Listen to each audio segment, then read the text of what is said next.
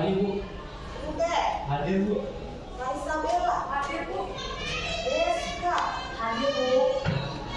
Citra Karisma. Hadir Bu. Roy Okto. Saya Bu. Talina Renata. Saya Hadisnya berarti ya. Hadir Bu. Sebelum kita masuk ke pelajaran kita, sebaiknya kita buat kelas ya. Jadi doa. Sebelum pelajaran kita pada pagi hari ini, marilah kita berdoa menurut agama dan kepercayaan kita masing-masing. Berdoa dimulai.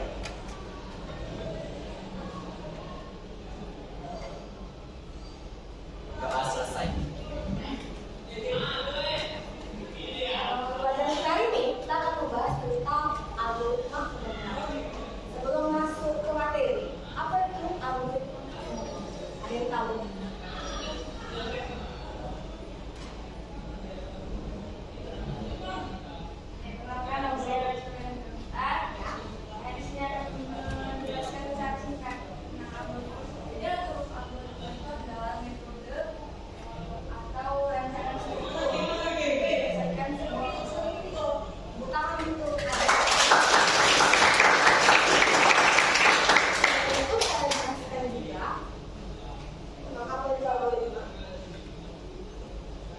Algoritma pemrograman itu adalah proses menulis, menguji, dan memperbaiki hal kode membantu suatu program komputer. Jadi, program itu ketika seorang programmer itu harus membuat proses penulisannya, cara penulisan programnya, lalu buat program. Jadi dia nggak salah algonya. Jadi dia struktur belum sesuai sama yang dibuat dan dikerjakannya. Namanya ada membuat game, tapi dia harus dulu buat strukturnya kan, bagaimana jalan, lalu habis itu dibuatlah dalam bentuk program. Kalau di dalam bentuk program, nanti ada tuh namanya bug. Bug itu dia yang salah ya, error. Itu apa? Itu dia untuk memperbaiki. Kalau ada bugnya itu nanti memperbaiki. Makanya gunanya flowchart, gunanya itu dia makanya tulis dulu. Jadi kalau misalnya ada satu alurnya nggak kita kerjain, karena salah gitu. Jadi nanti program tahu bahwa ini error, itu berarti namanya itu bug. Jadi setiap program itu ada bugnya. Jadi nggak semua program itu langsung ketik langsung jadi. Nggak, dia langsung ada bugnya. Jadi kalian kalau ngerjain program, pasti programnya itu ada error kan? Bentuknya kayak warna merah, ya kan? Kita manusia nggak akan mungkin langsung jadi gitu, nggak. Pasti salah, pasti ada banyak salah. Itu namanya bug. Kalau ada tanda silang itu namanya bug. Apa yang salah? Itulah yang dari struktur yang kita buat. Tulisan tadi. Tulisan itu kata yang lagi. Salah nggak? Kalau misalnya itu yang salah, berarti itu namanya program. Itu cara pembuatan program.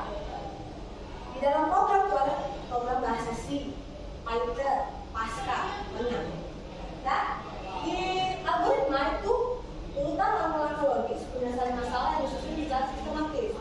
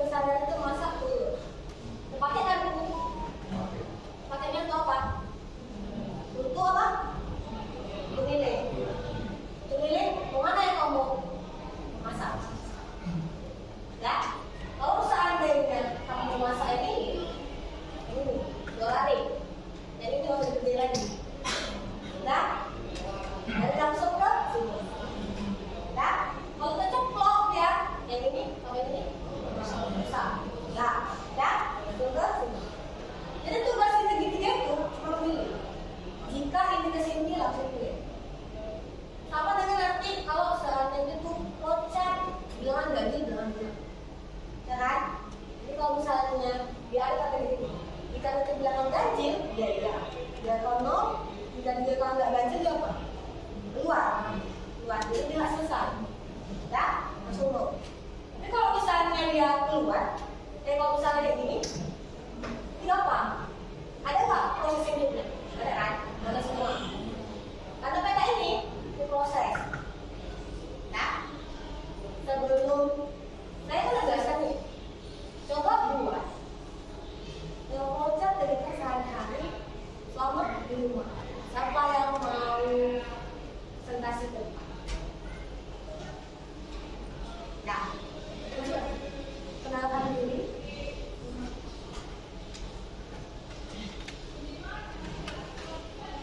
Selamat pagi semuanya. Pagi. Perkenalkan, nama saya Margaret Aurel Hermawati. Di sini saya akan menjelaskan salah satu kegiatan sehari-hari saya di rumah, yaitu music piring. Jadi langkah pertama dalam music piring itu dalam proses ini kita dimulai dengan mulai. Kemudian kalau ini kan dia karena ada 3 tahap, jadi ada 3 gini. Kalau misalnya music piring kan hanya 1 tahap saja, jadi 1 tahap seperti ini saja. Jadi langkah awalnya yaitu menyiapkan sabun cuci piring, kemudian kita ambil piring kotor yang akan kita cuci, kemudian kita cuci piring kotor tersebut dengan sabun cuci piring yang telah kita siapkan tadi, lalu kita memeras dengan air dengan mengalir, kemudian kita taruh piring tersebut di kemudian kita membersihkan. Sekian dari saya. Terima kasih.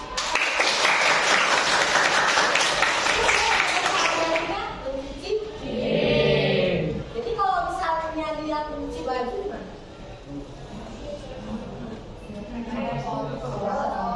Nah, terus Masukkan ke mesin cuci, masukkan sabun, masukkan air, nyalakan mesin cucinya. habis itu bilas, habis itu dicelupkan. Habis itu setelah itu berarti siap. Jadi program itu kita mesti harus kegiatan seharian juga bisa jadi program. Jadi nggak mesti kalau itu kalau komputer itu sekarang nggak bisa, itu nggak mesti matematika, kegiatan seharian terus. Jadi dia kalau misalnya komputer itu sebenarnya nggak bisa selesai. Program itu nggak susah, itu gampang. Kamu paham? Ya. Di sini saya dengan kesimpulan dari kita belajar ini. Ada nggak yang mau menyampaikan kesimpulan ke depan? Ada 1 orang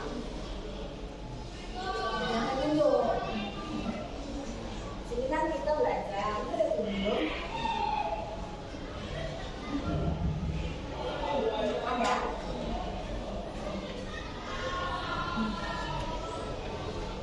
Enggak.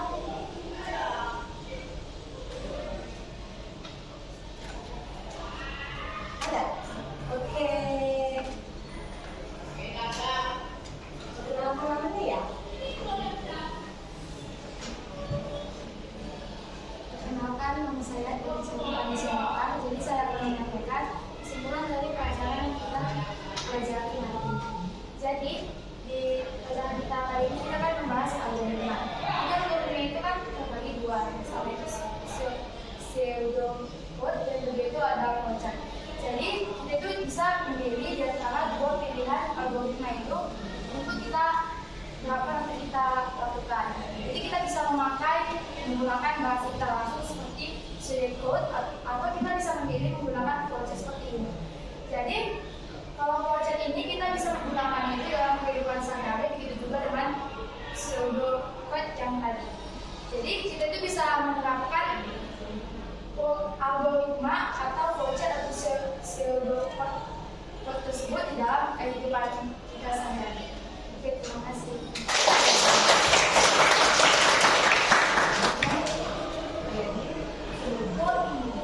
Algoritma bisa pilih. Kan mau suka yang mana? Misalnya kan lebih suka ke dalam tulisan, buat dalam tulisan. Itu apa? Yang bisa. Jadi si orang programmer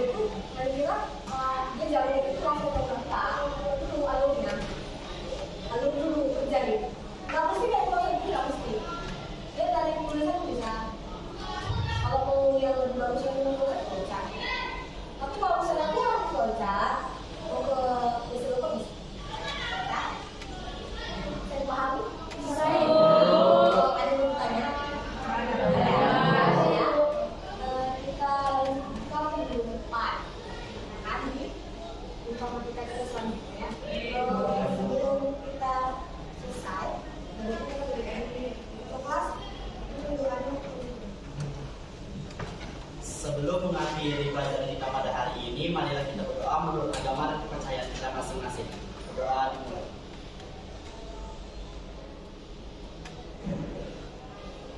Doa selesai. Ya, sekian dari pembelajaran kita hari ini.